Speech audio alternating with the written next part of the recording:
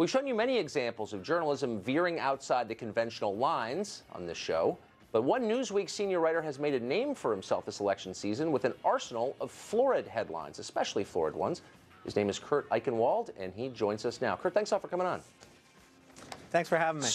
So I've been reading your stuff for, 20 years probably, but in the last year, I've noticed an increasingly, I think it's fair to say, partisan turn from you. And so I looked up your bio, and it describes you as a senior writer at Newsweek, which suggests journalism. Do you believe that you're practicing journalism? When did you stop beating your wife? What are you talking about? Well, I'll show you what I'm talking about. I read your Twitter feed, and this is the kind of stuff I'm reading on it. At one point, you ask of conservatives, why do they hate America? You describe Trump as, quote, stupid and lazy. You refer to dumbass Trumpers. You say this to Kellyanne Fitzpatrick. F you. You say this to Trump voters. Go F yourself. I mean, one of the things I want to make sure of, you have a real habit of taking a lot of things out of context. I can read you the tweets. And so if you're going to talk about a tweet, let's talk about a tweet. Read me what it says, and we can talk about it. But let's not just sit here and take a couple of words here and there.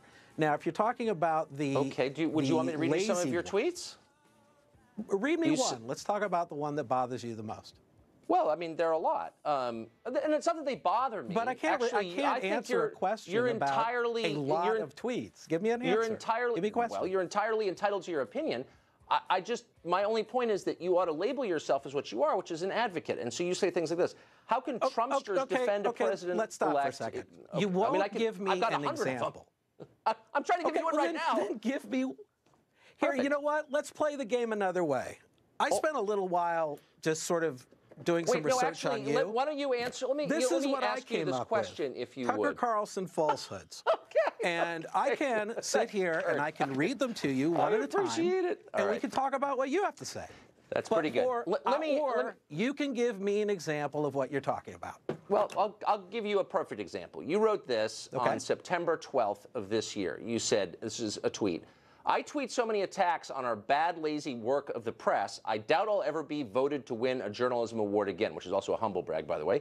But the next day you say, quite ironically, and I'm quoting, I believe Trump was institutionalized in a mental hospital for a nervous breakdown in 1990, which is why he won't release his medical records. Do you see a little irony that on one day you're criticizing the press for being lazy and inaccurate, and the next day you yourself are being lazy and inaccurate? Let me give you what the question is the journalist would ask. A journalist would ask the question, why did you send that tweet? I will answer it for you now. I've been covering Donald Trump. I started writing about him in the late 1980s. At that time, I obtained his medical records from his real doctor, not from this guy who sent out a medical report then. It showed that in 1982, he was given a very heavy prescription for an amphetamine derivative, and he remained on that prescription for many years.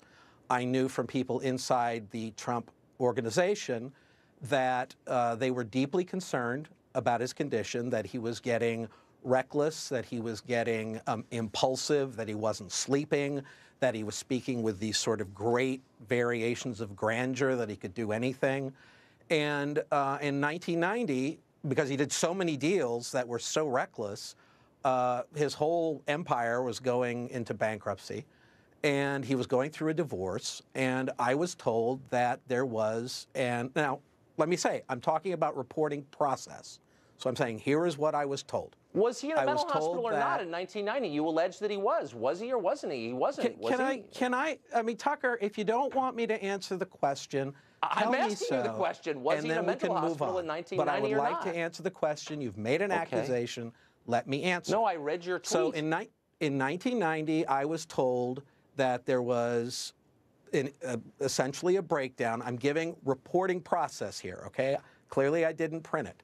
I also thought Trump was a private individual and that it didn't matter, you know. Well, you printed it right here. And that and this was as a result of the amphetamine derivatives that he was taking. Many, many years pass, and we have now the election. Now, up until that point, prior to the election, this is a very long story. You said he was in a mental hospital in 1990. Was he or wasn't he? Can I finish, It's a really simple Tucker? question. If you don't I'm asking you to finish. Please answer the question. If you don't like the answer, don't have guests. But I would really like to answer your question. It's a simple question. Was he in a mental hospital, as you claimed, or wasn't he? Tucker, would you like me to answer the question or not? If the answer is no, say so. Please but succinctly don't answer the pretend question. you You're want an filibustering answer with this if weirdness. you won't let me answer the question. Kurt, we can go back and say, oh, here are Tucker Carlson's falsehoods. Let's go. Kurt, I urge you said you. the guy I will send was in these a to mental you. hospital. You can put them on the Fox News website. Okay. Do you want me to Go answer ahead. the question or not? Just give me a yes or no. Do you want me to answer the question? Yeah, I want you to answer this question. Was he in a mental hospital in 1990, as you alleged, or was he not? Let me answer the question. Go ahead. Look, you're not fooling anybody. You're trying to stop me from giving the answer. So let me give you the answer. This is a little nutty. I got to be honest. I'm asking you a very I've also crisp noticed question. earlier this week you take people off the air when you don't like what they're saying. So let's keep me on the air. Let's finish this. You're making accusations against me. I have the right to respond. I'm reading what you wrote. You described Trump as a, quote, paranoid, Tucker, unstable nobody man. is getting fooled by this. You're not letting me answer the question. Okay. So I think let's that go you're humiliating yourself by your unwillingness to answer a simple question. So please answer it. I am trying to answer the question. Do you have evidence he was in a mental hospital in 1990, or don't you? Reality is not always able to give you a yes or no answer. If you don't, look how much time we are wasting with me trying to say, let me answer your question, and you refusing to allow me to do it. I think I would go crazy. So I will continue.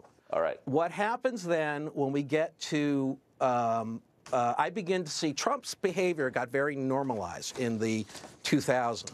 During the presidential election, I begin to see the same behavior, the impulsiveness, the lack of sleep. I mean, that's the same thing that he was doing. This is just stupid, Kurt. I'm sorry. Nobody's getting anything out of this. I'm asking you a plain question. You're not answering. You're filibustering.